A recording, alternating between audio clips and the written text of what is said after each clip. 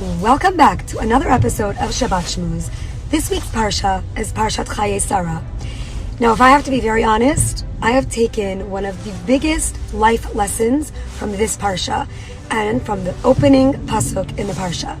The Parsha begins with V'hiyu Chayei Sarah, 100 shana, 20 shana, v'sheva shanim, shnei Chayei Sarah. Now, it seems a little bit weird that the Parsha breaks down her age into Sarah's lifetime was 127 years. These were the years of Sarah's life. Why does it say, first of all, why does it repeat that this is her lifetime and these were the years of her life? But also, obviously, why doesn't it just say Sarah Imeinu lived for 127 years? Why is it breaking it down into 127? Rashi answers this question with 3 spectacular words that totally shifted my life. Rashi answers, Kulan Shavin Latova. They were all good. They were all equally good.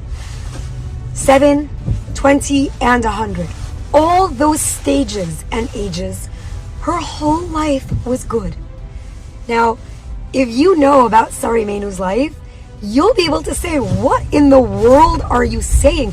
How would Sarah's life be considered good? She had the most challenging life. 90 years of childlessness, of infertility. She was married to Abraham Avinu, the most tested man in all of Tanakh. And let us not forget Akedat Yitzchak. Finally, after 90 years, she's blessed with her pride and joy of life. And her husband is instructed to slaughter that child. How could anybody say that Sarah Imeinu's life was good? To me, on paper, it seems like it was far from good. It was anything but good.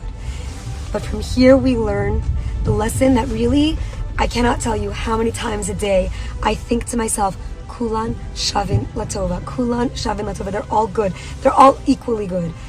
At so many stages of our lives, we experience challenges and difficulties, and sometimes we really feel Hashem holding us and close to us, and other times we just feel Hashem's absence and we feel darkness. Sarah Imeinu had a very unique quality that made her Sarah Imeinu, and that was her perspective. She understood that every challenge that came her way was just a way of getting her closer to Hashem. All those years she struggled with being barren and being childless. Those were difficult and those were painful, but she understood those brought her closer to Hashem.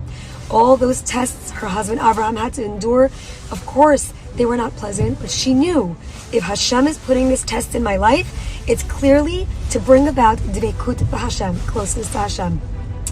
The Chafetz Chaim says we learn a story from the Chafetz Chaim where he also had endured many struggles in his life, and one of his students went over to him and said, Kvod Harav, why are you happy? Why are you happy? You go through so much, you have so many challenges. Why are you always besimcha? And the Chafetz Chaim replied, because Hashem is giving me everything. If this is happening to me, it's clearly good for me, and how can I be upset? Hashem has given me gifts. Hashem is letting me live through all these challenges day to day. I'm surviving the challenges and I'm still here. And I love Hashem and I'm close to Hashem, so everything is good. So, this week happened to have been a very challenging week in my life, personally. Between my mother being in and out of the hospital and doctors, situations with my brother-in-law, my niece fell and shattered her femur. It was a very challenging week.